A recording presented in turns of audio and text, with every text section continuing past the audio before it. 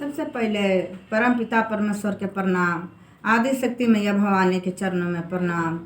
श्री गणेश जी के चरणों में सादर प्रणाम। साहब हरिंद्रानंद भैया साहब दीदी के चरणों में प्रणाम।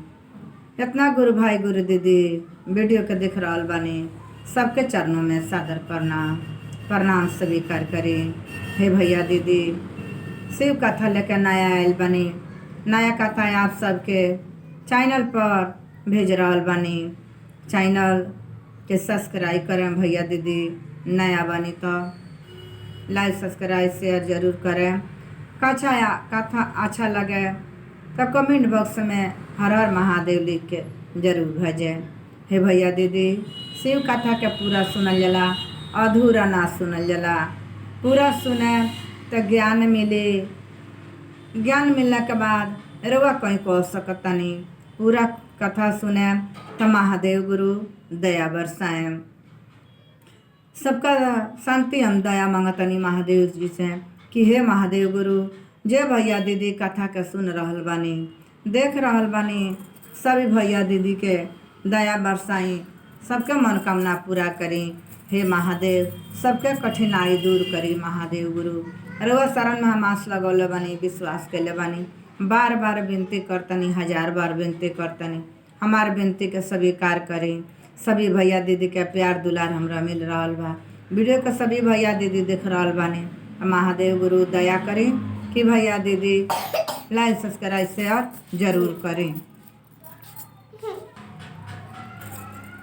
महादेव के दया अगम अपार बा। देवों के महादेव, तीनों लोकों के स्वामी, देवों के देव महादेव कहाई ने। महादेव कैसे रूप में रही ने है भैया दीदी, सभी कोई देखता। अवघड़ दानी महाकल्याणी, महादेव भिखारी के रूप में रही ने डमरू वाले बाबा। महादेव भिखारी के रूप में रही ने जगत के स्वामी कहाई ने। माथा में कितना सुंदर महादेव के जाटा, जाटा से गंगा जी के धार, हाथ में त्रिशूल डमरू। कैसे महादेव के लीला अगम अपार बा हे भैया दीदी। जे दुखिया दीदी पल भर में पुकारी ने महादेव खड़ा हो जाई ने। साहब हरिंद्रानंद भैया, नीलम दीदी कितना जगत में आपन नाम रोशन कनी, उजागर कनी। महादेव के नाम के पर्चा गांव गांव, पेड़ पौधा, पशु पक्षी, जीव जंतु, सारी जगत महादेव के चर्चा कर रहल बा आ सुन रहल बा भैया दीदी। जहाँ महादेव जी के स्थल लागेला, महादेव कौनो रूप में आके उजान विराजमान हो जाइने, कथा के सुनी ने। तब भैया दीदी कथा के पूरा सुने, अच्छा लगे तब कमेंट बॉक्स में लिख के हर हर महादेव जरूर भेजे। नारद मुनि के कथा लेके छोटा साइल बनी भैया दीदी, कथा के सुने। नारद मुनि भ्रमण करे निकल रहनी भैया दीदी। नारद जी भ्रमण करे निकल रहनी। अब देखतनी कि जगह जगह 5 गो दीदी, 10 गो दीदी, 50 गो दीदी, 100 गो दीदी, जगह चर्चा महादेव के हो रहल बा। जगह जगह महादेव के चर्चा होता। अब तो नारद मुनि कहतनी जे हे कलयुग में ई कौन तरीका बा जे महादेव गुरु के चर्चा जगह जगह होता। कितना महादेव के फल लोग के मिलता कि महादेव के चर्चा जगह जगह होता। अब महादेव जी देखी भैया दीदी, सब देखतनी, सब सुनतनी जे नारद जी भ्रमण करे गइल बड़े। आ भ्रमण क के आ मन में का सोच रहल बड़े। तो देखी भैया दीदी, अब महादेव जी के लगे नारद जी जाता रहे ये चल तनी महादेव जी से पूछे। जब महादेव जी के लगे गईले तो जाके जैसे पहुँचा तारन महादेव जी तो अंतर्यामी, जैसे जाके पहुँचे तारन तैसे महादेव जी अपन नेत्र खोल देनी। आ पूछा तानी, हाँ नारद मुनि, का सूचना लेके आयल बनी? कोनो ना कोनो तो सूचना जरूर लेके आयल हो कि हम धरती पर से, पृथ्वी पर से। आ तो हाँ स्वामी, हे महादेव, पता नहीं जगह जगह इतना न चर्चा होता राउ कि जगह जगह राउ चर्चा होता। जगह जगह बाजा बाजता, कहीं ताली बजाता, कहीं ढोलक हारमोनिया बाजता, कहीं खलिए बैठ के लोग रौरा भक्ति में एकदम डूबल बा। चर्चा तो कौन फल बा? का मिलता लोगवा के तो देखी हम नहीं बता सकत, उहे लोग बताई तो बताई। ऐसे कि चर्चा उ लोग करता, उ लोग के काम मिलता तो उहे लोग बताई, हम नहीं बताओ। रउआ जाके पूछी आ तो हम केकरा से पूछी आ तो हम बताओ तनी। हे गांव में हे जगह इनार के लगे एगो पेड़ बा, पकड़ी के गाछ बा, पकड़ी के गाछ पर कौआ बच्चा देले बा 3 दिन के, उहे कौआ के बच्चा बताई तो बताई। रउआ जाके पूछी। अब नारद जी चट से उजन धरती पर भेष बदल के चलावतनी आके और पेड़ पर चढ़ गनी। पेड़ पर चढ़तानी तो देखतानी तो कौआ दुनू बेकत उड़ गइल बा लो आ बच्चा ओहि में पड़ल बा। जब बच्चा ओहि में पड़ल बा तब बच्चवा के ले लेता रे नारद जी लेके आ महादेव जी बतौले रहनी जे कान तर मुँह सटा के रउआ पूछे तबे जाके कौआ बच्चा बताई लो जे कौन फल मिलता। अब देखी भैया दीदी जैसे नारद जी उठा के आ कानवा तोहर अपन मुँह सटा के आ नारद जी पूछतनी जे हे कौआ के बच्चा, अरे जगह जगह चर्चा होता तो कौन फल मिलता जे लोग चर्चा करता, तनी तू ही बतावा। महादेव जी हमरा के भेजनी है जे तू ही बतैब। जैसे इतना चर्चा के बात कौआ के बच्चा सुनत लन तले कौआ के बच्चा मर गए। नारद जी जब देखत रहे जे जा बच्चा के तो जोनी उड़ गए, बच्चा बतैबो ना कैल। आ नारद जी वहाँ से उतर के आ फिर महादेव जी के लगे जाता। फिर महादेव जी के लगे जाके नारद जी पहुँचता रन। फिर कर जोर के महादेव जी से पूछता रहे नारद जी जे हे महादेव जी कौआ के बच्चा तो मर गई तो ना बतौलक तो ना। आ तो अब चल जा हे गाँव में हे जगह डोमिन के सुअर बच्चा दिले बिया, उहे बच्चा बताई, तू जा जाके पूछ। तो महादेव जी तो मर गई, कहीं वो मर जाए तो जा ना पूछिए, बताई जरूर जा। फिर नारद जी आवतानी। फिर नारद जी आके आ भेष बदल के नगर में घूमी के ना, भेष तो बदल ही के पड़ी। भेष बदल के आ फिर जातानी डोम के द्वार पर हालचाल भइल, हालचाल पीठ में पैस के पूछ के कहत रहे जे हे डोम भाई, अरे तार तो सुअरवा बच्चा दिले बा, बड़ा सुंदर बा, तनी हमरा खिलावे के मन करता, आ तो जाई ना पकड़ ली। उहे भेष में गए रहे डोमे भेष में। तब जैसे बचवा के पकड़ के आ नारद जी आ कान तर मुँह धो के आ पूछता रहे जे हे सुअर के बच्चा, अरे धरती पर कौना कारण से चर्चा होता, तनी तू बताओ। महादेव जी बतौनी है जे तू ही बतैब कौन फल मिलता, कितना दया मिलता, कौन चीज मिलता जे इतना चर्चा धरती पर बढ़ल बा। जैसे पूरा बातवा सुनता रहे तैसे सुअर के बच्चा मर गए। ओ जा धो दहले न गन से द्वार पर से उठ के नारद जी भाग गई। फिर नारद जी महादेव जी के लगे जातनी। फिर महादेव जी के लगे जाके आ फिर ई बात कहतनी। तो महादेव जी फिर कहतनी देख एगो सुगा बच्चा दिले बा, सुगा बच्चा के लगे तू चल जा, उ जरूर बताई। आ तो महादेव जी 2 गो तो बच्चा मर गए सन, ना बतौले सन। आ तो तोहरा जाने के बात तारा तो जाही के पड़ी, जइब तबे तो केहू बताई। फिर नारद जी के बतौनी महादेव जी। फिर नारद जी उतर के वही उतर के आके आ फिर नारद जी वो सुगा के बच्चा के लगे जातनी। सुगा दोनों उड़ गई रहेलो दाना ले आवे बच्चा के देवे खातिर। अब गाछी पर चढ़ के और सुगा के बच्चा के खोता में से उठा के आ जब ई बात नारद जी कहतनी जे हे सुगा के बच्चा, अरे कौन दया मिलता, के तरह से भक्ति के फल मिलता, धरती पर बड़ी चर्चा होता, महादेव जी भेजनी हमरा के ये तू ही बतैब। बड़े लोग धरती पर चर्चा करता, लोग तनी बताई तो मन खुश हो जाए। आ गाँव में सेवक लोग से पूछले रहनी नारद जी तो लोग बतावे ना, लोग कहे जो महादेव जी जानी ने बताई ने, हमने के कुछ ने की सब बता सकत, हमने के चर्चा करतनी सन महादेव हमने के दया दे रहल बानी। आ तो कौन दया लोग बतैबे ना करे। तब देखी सुगा या पूरा का बात सुना पतले सुगा का बच्चा मर गए। फिर नारद जी जाता रहे महादेव जी के लगे। फिर एक तरह से पूछलन। फिर महादेव जी धरती पर भेजतनी जे जात के ग्वाल वालो ओ लोग के गाय बाछा भी आयल बिया, उ बाछा बताई। नारद जी तू वही जन जाई आ जाके आ वो बाछा से पूछी। फिर नारद जी उजा से आवतानी आके फिर वहाँ ग्वाल बन के जात के वहीर बन के हाथ में लाठी मुड़ी पर पगड़ी बांध के भेष बदल के फिर नारद जी पहुँचतानी ओइजान वो बाछा के लगे। फिर वो बाछा से वो लोग के इथी से गोसिया से किसान लोग से पूछतानी जरे बाछवा तो बड़ा सुंदर भैया बियाल बिया गैया गैया के बेचब अतना हम ना बेचे अतना बेचब तो बड़ा सुंदर बा बाछवा तनी खेला ली तो जा भाई खेला लो। फिर बाछा से पूछता रहे आ डर भइल बा जे दादा कहीं बाछवा मर जाए तब हमरा देह पर कलंक लाग जाई। अब फिर बाछवा से पूछता रहे बछू मर गई आ वजह से भेष बदल के ही वजह से चल गई। फिर महादेव जी के लगे गई। फिर महादेव जी के लगे जब गईलन फिर महादेव जी से पूछले। फिर महादेव जी कहतनी जे देख अब तू यहाँ जा हे राज में एगो राजा के बहुत दिन पर बड़ा सुंदर बालक जन्मल बा उहे बताई। अब कर जोर के कहतरन कि हे महादेव हम कहीं ना जाए अगर वो बालक के कुछो हो गए तो लोग हमरा के मार मार के जियान कर दी।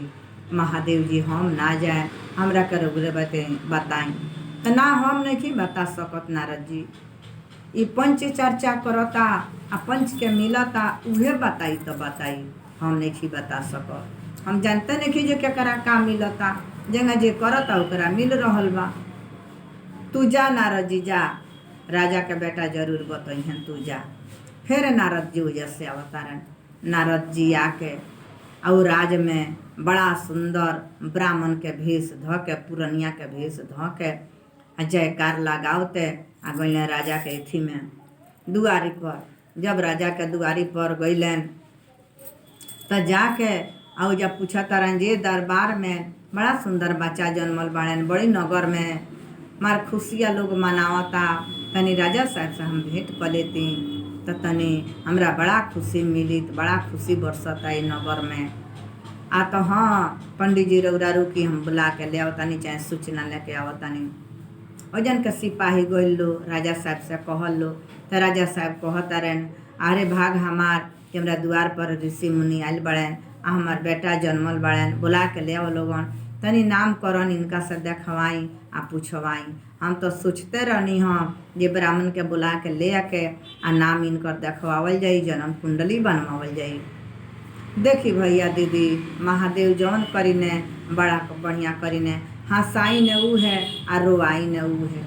महादेव महादेव तो महादेव राम जी वनवास जात रहनी भैया दीदी कुछ नहीं की कहले खाली महादेव के उहे समुंदर तट पर तपस्या कैले बनी लिंग बना के आ हर हर महादेव के नारा लगावते आ विजय प्राप्त कर लेनी श्री राम जी विष्णु भगवान सीता माता के आपस लिया लेनी। हर हर महादेव भक्ति से महादेव खुश ना होकिने भैया दीदी मन के श्रद्धा से खुश रहीने।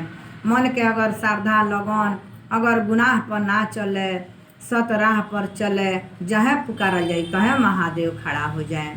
अगर हमनी के बुद्धि अपन ज्ञान नहीं के खोलल जाए जात महादेव के शरण में आस नहीं के लगावल जात अपना दिल के सच्चा पर नहीं के उतारल जात तो कितनो कुछ कल जाई हमनी के कुछ ना मिली जीवन अंधकार में भटकते रह जाई। तब भैया अपन साँच दिल से कथा के सुनी आ कथा के सुनी महादेव जरूर नैया और पार लगाए रौरा सुन के देखी महादेव कितना दयालु बनी। कथा के सुन के कोनो ऐसा दुख बा कठिनाई बा तो महादेव से दया मांगी। या हम कथा के मानती दीदी के सुन रहल बानी महादेव भाई हमार मनोकामना पूरा कर दी। हम चाहले देखाओ तनी महादेव बड़ी दयालु बानी भैया दीदी राउर जरूर मनोकामना पूरा करें देर होई बाकी अंधेर ना होला। तो देखिए राजा साहब के लगे नारद जी गए नारद जी जाके आ कहतनी राजा साहब जे तनी अपना बाबू के दे दो जे हम खेला ले। राजा साहब अपना रानी के लगे दाई लोग के भेज के आ बाबू के ले आके नारद जी के गोद में थमा दहलो। जब नारद जी के गोद में थमा दले बलो अब नारद जी के करेजा धकर पकर करता महादेव के सुमरतानी वही जान जे हे महादेव जी अगर ये बच्चा के कुछो हो जाए हमरा के मार मार के लोग जियान कर दी। महादेव दया करी जे बच्चा बता सकत या हमार जीवन बच जाए हमरा मन में श्रद्धा बा। अब बच्चा के खिलावत खिलावत कान तर मुँह कह के आ बच्चा से नारद जी पूछतनी का पूछतनी कि हे बच्चा अरे महादेव जी के बड़ी चर्चा लोग धरती पर करता कौन फल लोग के मिलता। हम बड़ी जगह जगह भटक भइनी आ हमरा संगे बहुत अनहोनी हो गईल हमरा सामने आ बचत एजा तक आइल बानी। तो महादेव जी भेजा तनी हम आओ तनी तू ही बतैब। अब वो बच्चा का बोलता महादेव के दया देखी 3 दिन के जन्मल बच्चा कि हे नारद जी रउरा महादेव जी के दया सुने खातिर रउरा भटकत फिरतनी आ रउरा ई बुद्धि नहीं खे जे रउरा ध्यान लगा के देखी महादेव के न दया देतनी। महादेव अवघड़दानी महाकल्याणी देव के देव महादेव कालो के काल महाकाल महादेव बानी। देखी नारद जी हम बताओ तनी रुआ कहाँ कहाँ गइल बनी पूछे खातिर। अब तो नारद जी के चिंता होखे लागल बा जी दादा के बच्चा बहुत शक्तिशाली बा। देखी हमरा लिखल रहे 84 जोनी ध के आ मानव जोनी में जन्मे के हम बहुत शिव चर्चा कैले रहनी। तो हमार हाली हाली जोनी मिलत गइल आ जोनी से मुक्ति मिलत गइल आ फिर हम मानव के जोनी ध ले बानी। बहुत जोनी धरत गनी वहाँ से जोनी छूटत गइल। जब हम रउआ पेड़ पर चढ़ रहनी कौआ के बच्चा के लगे उ कौआ के बच्चा हम ही रहनी। जैसे हम शिव चर्चा रउरा मुख से सुननी कि शिव चर्चा धरती पर होता सुनताई कवना कारण से होता महादेव कैसे दया देतानी बस हमार जोनी बदल गई। इहे महादेव के शक्ति बा। जब रउआ समझ ना आइल सुअर के बच्चा के लगे गई सुअर के बच्चा हम ही रहनी। नारद जी सब आवाज नारद जी के कान में सुनाता। सुअर के बच्चा हम ही रहनी बच्चा लेहनी आ शिव चर्चा के ज्ञान सुनत नाम सुनत हमार जोनी बदल गई। उतने देर हमरा जोनी के गिनती गिनावे कर रहे। फिर रउरा सुगा के बच्चा के लगे गईनी उ हम ही रहनी शिव चर्चा के नाम सुनत हमार जोनी बदल गई। गाय के बछड़ा तो रउरा गईनी गाय के बछड़ा हम ही रहनी। ओजन रउरा मुख से शिव चर्चा सुनत हमार जोनी बदल गई। तो उहे हमहू रहनी आ ए बेरा हम ही मानो जोनी में जन्मल बानी। तो महादेव के इहे दया बा जे रउरा कहीं रही शिव चर्चा करी। अब नारद जी बात के सुनतानी आ उ लइका लगल समझावे जे महादेव हमरा रउरा के रचे खातिर कितना महादेव कठिनाई कैनी। ब्रह्मा विष्णु जी के प्रगट कैनी आदि शक्ति माँ भवानी से तीसरा नयन मंगनी शादी करे के परण देहनी। बहुत दिन के बाद धरती बनावत संहारत आदि शक्ति माँ भवानी से शादी भइल कि ये धरती पर नाम गुंजता। जहाँ भी शादी हो रहल बा तहाँ पहले शिव के लाचारी होला तब शादी होला। तो देखी इहे कुली महादेव के गुण बा। नारद जी रउरा कहाँ खोजे आ कहाँ ना मिली रउरा जहे खोजे तहे महादेव के दया बरसी तहे महादेव के महिमा के जानकारी हो जाए। रउआ कैलाश पर दौड़ल जातानी धरती पर दौड़ आवतानी।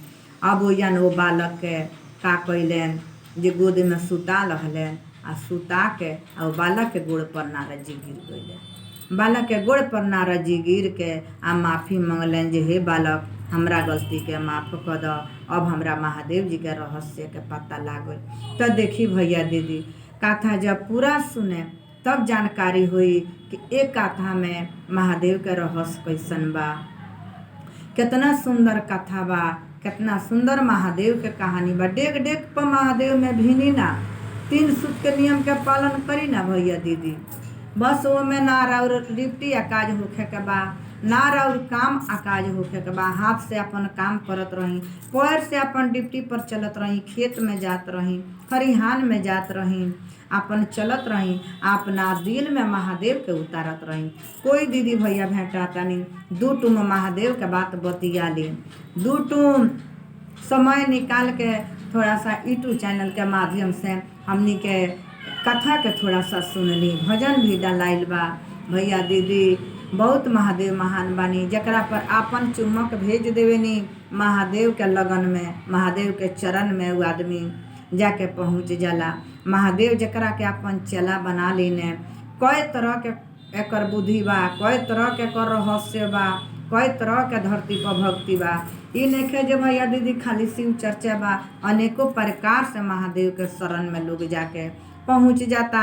आ घर बैठल कहीं मत जाई भैया दीदी, सासू तीर ससुरा तीर तीर साला साली है, आ दुनिया के सब तीर छूटे चारों धाम घर वाली है। भैया दीदी दया धर्म अपना दिल में राखी। अब कथा समाप्त हो गई बा। दया धर्म अपना दिल में राखी। कोई के धन देख के नहीं खे जरे के, कोई के बाझिन नहीं खे कहे के, कोई गरीब बाऊ करा के ताना नहीं खे मारे के। अपना सबका के एक बराबर समझी भैया दीदी। यही जा महादेव बानी, यही ज्ञान में छुपल बानी महादेव। ना जाने कौना रूप में महादेव दुआरी पर आ जाए, केहू नहीं खे जानत भैया दीदी। यही से कथा के पूरा सुनी महादेव जी। प्रेम से बोलिए हर हर महादेव। एगो छोटा सा कथा बा। आदि शक्ति माँ भवानी का कइले रहनी, जे एगो सुगा पकड़ के आ सिन्होरा में धो देले रहनी। महादेव जब सबका के भोजन बांट के आवतनी, मांगतनी पार्वती माता से, ये पार्वती कहाँ बड़ू भांग द पी। पार्वती माता पूछतनी, ये महादेव सबका करौरा रोज जाई ने भोजन बांटे, सबका के भोजन बांट देले बानी। आ तो हाँ सबका के बांट के आ गइल बानी, अब दो हमरा के हम भांग पी, हमरा भूख लागल बा। त माई पार्वती कहतनी केहू भूखा बानू, रउआ देखी ना केहू भूखा बा त ना पार्वती, अब तक केहू भूखा नहीं खे। तो तारा लौकत आलू तो बताओ ना, ओकरो के डाल दी तबे हम भांगवा पिए। आ तो भांग धरी आ हम आवतनी। चट से माता पार्वती जातनी सिनुरा खोल के आ देखतनी तो ओइमे सुगा जनी बन कइले रहनी। उ सुगा रहर के पत्ता हरियर हरियर सांडाइलो में धइले आ कुटुर कुटुर कुटुर कुटुर काट के उ सुगा खात रहले। अब माता पार्वती हाथ में सिनोरा ले ले आ महादेव जी के लगे दौड़ला के कहतनी धन बानी महादेव, धन बानी। महादेव जी हंस लगनी, जे पार्वती बहुत बढ़िया, तू तो एगो रहस्य बनौले बाड़ू। ई सुगा पकड़ के धो देले रहलू सिन्होरा में, अरे सुगा तो खा तारे नो, भूखा नहीं खा। अब माता पार्वती कहतनी धन बानी महादेव, धन बानी। तब भैया दीदी महादेव से कुछ नहीं खे छुपल। जन्म देवे से पहले आ मरला के बाद सब प्रभु जानतनी। कथा के पूरा सुनी। सबके नमस्कार से प्रणाम करतनी भैया दीदी। रौरा सबके प्यार दुलार हमेशा बन रहल बावरी बनौले रही। रौरा सब देखतनी, हमार वाच टाइम बढ़ रहा बा भैया दीदी। चर्चा के देखी, कथा के सुनी, महादेव से दया मांगी, सब रौरा रानी परेशानी दूर हो जाई। अगर समझ में नहीं खे आवत तो कमेंट बॉक्स में लिखी, जे है तरह से दीदी दया मांगी, हम बहुत कठिनाई में बानी। तो रउआ कमेंट बॉक्स में लिख के भेजी, हम महादेव से दया मांगे, राउर विजयी जरूर मिली।